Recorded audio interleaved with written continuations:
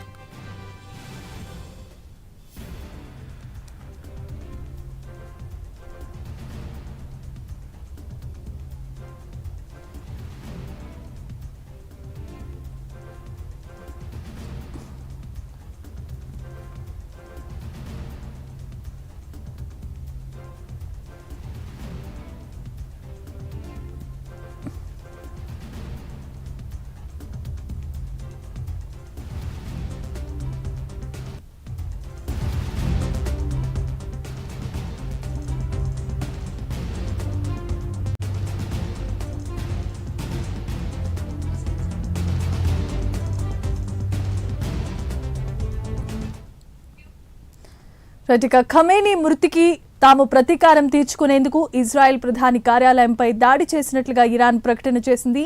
ప్రధాని ఆఫీస్పై మిజైల్స్ వర్షాన్ని కురిపించింది. ఈ దాడిలో కేవలం కార్యాలయం మాత్రమే దెబ్బతిన్నట్లుగా తెలుస్తోంది. ఇజ్రాయెల్ ప్రధాని కార్యాలయంపై దాడి చేసినట్లు ఇరాన్ రెవల్యూషనరీ గార్డ్స్ అధికారికంగా ప్రకటించారు.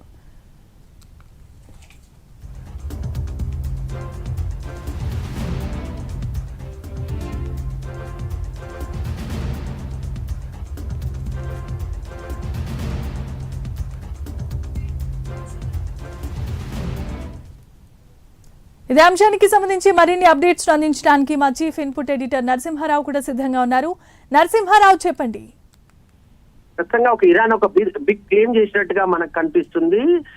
ఇజ్రాయెల్ కి ప్రైమ్ మినిస్టర్ కార్యాలయం పైన మేము దాడి చేశాము. ఇజ్రాయెల్ ప్రైమ్ మినిస్టర్ ప్రస్తుతం ఎక్కడ ఉన్నాడు ఏమి అనే విషయం పైన కూడా మాకు క్లారిటీ లేదు. కానీ మేము మాత్రం దాడి చేసినట్టుగా ఇరాన్ కి సంబంధించిన ఆర్మీ ఏదైతే విభాగం ఉంటుందో IRGC అనే ఒక విభాగం ఉంటుంది, ఆ సంస్థ ఒక క్లెయిమ్ చేస్తుంది. ఇజ్రాయెల్ కి సంబంధించినంత వరకు ప్రైమ్ మినిస్టర్ కార్యాలయం పైన మేము దాడి చేసినట్టుగా చెప్తుంది. ఇది ఒక బిగ్ క్లెయిమ్ గా మనం చూడాలి, ఒక పెద్ద వార్తగా దీన్ని చూడాల్సి వస్తుంది. నిజానికి ఇజ్రాయెల్ ప్రైమ్ మినిస్టర్ కార్యాలయంపై నిజంగా దాడి చేస్తే అది పెద్ద సంచలనంగా చూడాల్సి ఉంటుంది. ఎందుకంటే ఇజ్రాయెల్ లో ఉన్న రక్షణ వ్యవస్థ చాలా స్ట్రాంగ్ గా ఉంటుంది, పూర్తిగా ఒక కవచం లాగా ఉంటుంది. ఆ దేశానికి సంబంధించినంత వరకు అంత ఈజీగా క్షిపణులు పడడం కానీ అవన్నీ కావు. ఆ గాల్లోనే రాకెట్స్ ని డిస్ట్రాయ్ చేసే ఆధునికమైన టెక్నాలజీ ఇజ్రాయెల్ లో వాడతారు కనుక ఒకవేళ నిజంగానే ఇరాన్ క్లెయిమ్ చేస్తున్నట్టుగా జరిగితే అది ఒక పెద్ద వార్తగానే మనం చూడాల్సి ఉంటుంది. కానీ ఇది ఇరాన్ నుంచి ఈ క్లెయిమ్ వస్తుంది. కానీ ఇప్పటివరకు ఇజ్రాయెల్ దీనికి సంబంధించినంత వరకు ఎలాంటి ప్రకటన చేయలేదు, దాడి జరిగినట్టుగా చేయలేదు, దాడి జరగలేదని కూడా రెండు అంశాలకు సంబంధించి క్లారిటీ ఇచ్చిన పరిస్థితి కనిపించట్లేదు. మొత్తానికి ఇరాన్ ఫస్ట్ టైం ఈ మొత్తం యుద్ధంలో, ఈ 3 రోజుల్లో యుద్ధంలో ఏదైనా పెద్దగా క్లెయిమ్ చేసిందంటే అది ఈ రోజే, ఈ వార్తనే మనం చెప్పుకోవచ్చు.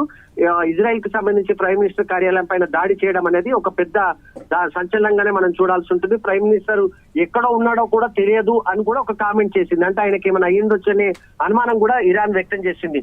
తమకు సంబంధించిన సుప్రీం లీడర్ ని చంపిన తర్వాత ఖచ్చితంగా ఆయనను హతమార్చామని చెప్పేసి కొంత ఇరాను, ఇజ్రాయిల్ అదేవిధంగా అమెరికా చెప్పుకుంటున్న నేపథ్యంలో ఇప్పుడు తాజాగా ఈ కామెంట్స్ కు సంబంధించి ఇరాన్ చేస్తున్న కామెంట్స్ నేపథ్యంలో దీనికి సంబంధించి ఇంకా కొంత క్లారిటీ రావాల్సింది.